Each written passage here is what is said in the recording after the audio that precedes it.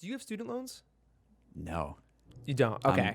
Dude, praise the Lord. That's great. That's great because I feel horrible for people with student loans. It's rough. I'm super. They really fortunate get you on that. to not have that. I'm gonna do a quick blurb on that just because I think some people watching will have that, or in the future when they go to college they're gonna have it.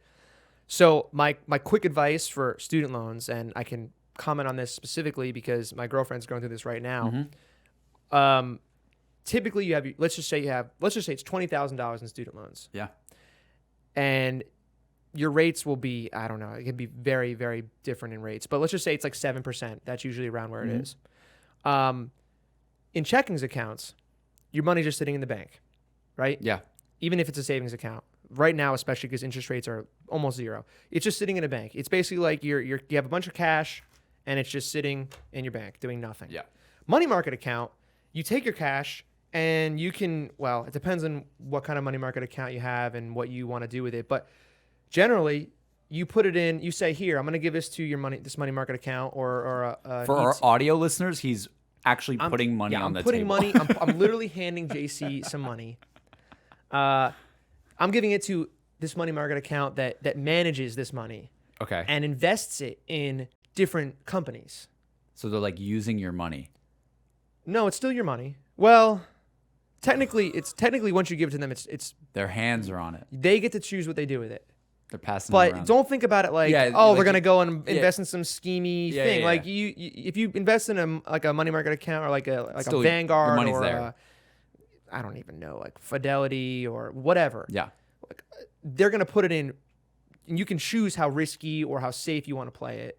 Right. But they're gonna put it in companies that are established, that have long history, that have great financial numbers, that aren't gonna just collapse tomorrow. Mm-hmm. And then the idea is when you put it in there, it's growing. It's gaining interest over time.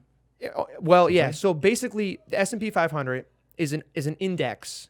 It's a conglomerate of all the biggest companies, the 500 biggest companies in America. Yeah. I believe it's America. I could be wrong, but it's the 500 biggest companies. Okay. And typically every year, that index or the American companies grow about 6%. On average, over the last several decades, it's on average about 6%. So if I go ahead and I say, okay, this year I'm going to put $10,000 or $20,000 that I have in the bank, I'm going to put it in an index fund. I'm going to put it in the S&P 500, right? Mm-hmm. I buy the S&P 500 for $20,000 worth. Next year, if it's a typical year or rough, give or take, over the next several years, you should get 6% return every single year, right? Okay. So I'll pull up the calculator real quick, do some quick math for you. You have your $20,000. If you, let's just say in the next 3 years, you didn't do anything with it, you left it in a checking account, you didn't do your money market account like your mom said Right, to. 20K. In 3 years, it's worth $20K. Arguably less because of inflation, but it's worth $20K, right? It's just sitting there. It hasn't done anything. Yeah. If you put it in the S&P 500 and it does its typical 6% every year, and this year it's actually, I don't know what it is right now, but most stocks this year, most big tech stocks or big blue chip stocks are way up, because of Corona and all kinds of crazy shit. 6%, the first year you made $1,200 on your $20,000. So now you have $12,000, or you have $1,200 rather, plus 20. You have $21,200 In 1 year? in 1 year. The next year, let's just say it does the same thing. You get even more money on it, plus your $21,000. When I say $20,600, year two you have $22,000, almost $23,000. Yeah. So in 2 years you made 23. This is compounding interest though. So when you get to 10 years, and I should have pulled this up somewhere, I can do it in post, but every year it adds 6% to the previous year. It's not just the 6% on 20,000. Yeah. It's growing. They have 6%. the 6% on the 21. Yeah, exactly. 6% on the 23. When you look at that over the course of 10, 20, 30 years, it is astounding how big that can grow when you continue to put money in and it continues to grow on compounding interest. So you'd highly recommend for me to do that? Everybody should be doing this. This is, and why don't people do that? I want to discredit real quick, not discredit, just denote. I am not a financial advisor. This is not legal financial advice. His shirt says reckless. Dude, this is totally my opinion. I have to say this, I think, because I'm not a financial, I can't be giving financial advice. I'm definitely not. But You can look at anyone anywhere. Ask your financial advisor. Ask anyone. This is Bible. This is like how it is. So, for student loan people, you're paying 7% interest. It works reverse basically. You owe the loan 7% every year, right? Mm-hmm. So the quicker you can pay that off, the better. You want to get rid of that loan as quickly, and that's obvious. Yeah. But the thing here is like, if you have the money to pay it down, pay that first. Forget the car. Forget the house. Forget partying. Get rid of the loan, because the longer you wait, the more you pay. Yeah. If you wait 10 years, 20 years to pay your loan off, if your loan's worth $30,000, you're going to end up paying like more than double that, which is insane. That's why student loans are like, there's such a fuss about it, because it's just like you're digging your own grave. It's so hard to get out of that. It's so hard. It's really hard. But a lot of people have student loans, so I feel bad. So for Jess, she came out here. She got a stable job now. She's making good money. I was like, hey, take all the money, all the like extra income you have that you don't need to pay, food, rent, car bills, whatever. Put it towards your loans first. Get that out of the way. Don't even worry about the savings, building up your savings, because it's useless right now. Just get rid of the loans, especially now while COVID's going on. There's no interest rates, so you can pay them down right now. You're not paying any extra on it. Just pay them down, get rid of those, and then you start saving. So once you're debt free, if you don't have student loans at all, then you can just start this right now. Start investing. And you don't have to invest in like crazy, like wild stocks like Tesla. I mean, it's not crazy anymore, but like it's volatile. It moves like a lot. Yeah. Like, I've seen like when Elon like tweets something wild and people dude, are like Elon will pissed. tweet something and the stock will change millions of dollars, or like I remember. Do you remember when like a couple weeks ago or something, or like a couple months ago, he just went, "Wow, I think like the stock's gonna go down or something." Yeah, and everybody's like, "Why would you say that?" Oh yeah, dude. And it well, he said I think it's overvalued. And it like went up a shit ton. See, that's it. Like that went down.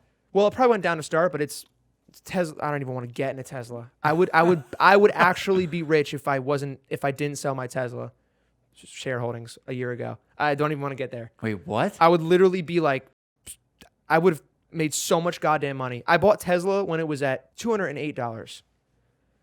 Okay, and what happened? Hold on, we have to talk about this for a second. This is a very interesting point. I'll tell you. I was a firm believer in Tesla. I have been for years. You can look on social. I've been posting about it for probably 5 years now.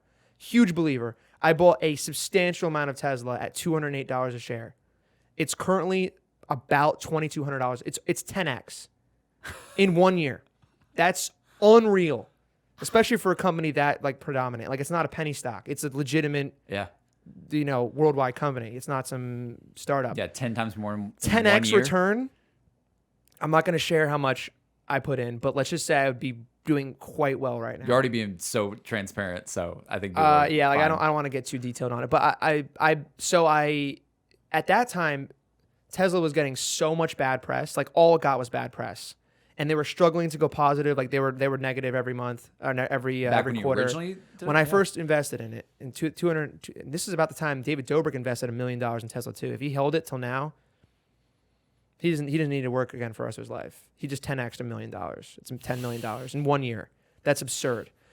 But so it was just having a lot of bad press. They finally beat earnings one. They like beat the estimated what the market thought they would do for earnings for their company. So their stock value went way up.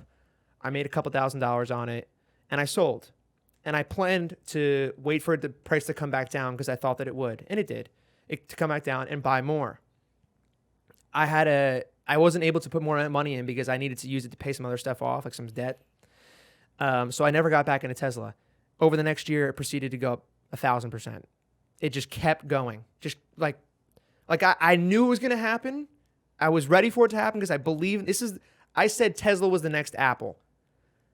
It's not the next Apple yet, but I'm telling you it's going to be. And for the stock price, oh my God. So anyway, I missed out on a 10x. I missed out on a 10x opportunity.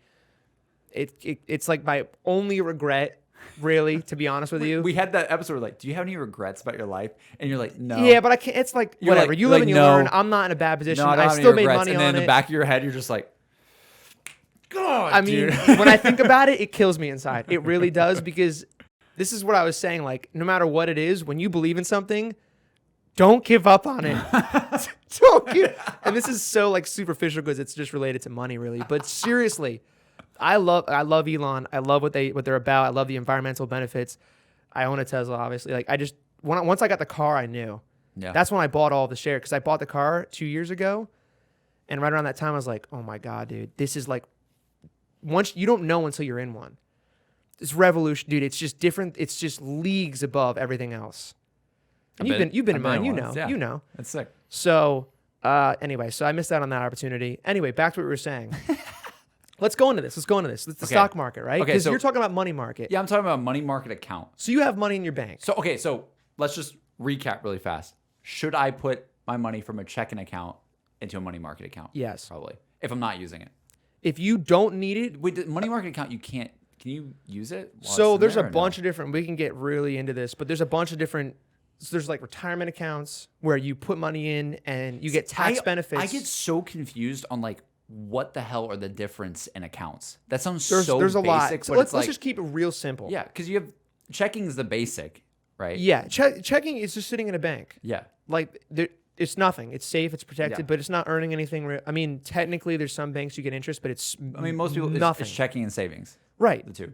And that's what most people are comfortable with. Like my girlfriend hasn't invested in anything because she doesn't understand it. She doesn't know about I mean, it. I haven't, yeah. And she's like, I don't want to lose any money. And I'm like, yeah, that's totally like a reasonable thing. But you are missing out on so much gain by not putting it into something I mean, at that's the going end to of at the day, least grow. did you gain from the Tesla bit? Yeah. Yeah, so you did. I made about $4,000 or $5,000, That's Which that's is- sick, dude. which is great. I mean, I'm not. That's why I yeah. can't even regret it. Like I made money. How can I be $4,000 is great. I mean, how can I be mad at that? Yeah. Compared to what would have been painful. Hey, but you but hey, but you didn't lose. I didn't That's what- lose. A green day is a green day. Green Day's Green Don't Day. ever forget that. Yeah.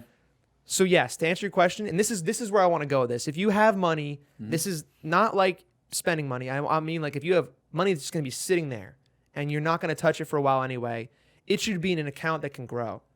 Yeah. Whether that's individual stocks like Tesla or Apple or Microsoft or Google or anything, you can whatever you want. Those are a little more risky because they're individual companies and those fluctuate more than if you bought. There's things called ETFs or mutual funds. It's basically, think of it as like one company that owns a bunch of different ones. They manage your money for you. It's like a market money account, a money market account. They'll buy like a little bit of Apple and a little bit of Tesla and a little bit of whatever else. I don't know, a little bit of Elgato. They just went public actually. Wow. Coursera actually made a good amount of money on them too. We're Whatever. like, dude, a relevant podcast is gonna be the next big thing. No, dude, no, we're not going public ever. No, I'm saying But- the Elgato mics on the podcast. Oh, hey, dude. Well, I mean, I like to invest in things I believe in. Like from a core perspective, I invest in products that I think are great and that they are useful and are changing the world and helping people. So Corsair owns Microsoft. Owns Elgato. I was like, oh wow, they really upgraded there. They own Elgato, and they went public. They're a publicly traded company about a month ago. They're up 80%, Damn. which is fantastic. And I bought them at IPO. But I bought them because I was like, I use Elgato all the time. And this has nothing to do with the fact that they're sponsoring this episode, but like we use their products and they're good products. And I know a lot of people who use them and Corsair owns them. So I was like, I'm going to put some investment into them because I believe in their company. I believe in their products. Yeah. And I know people are continuing to buy them. So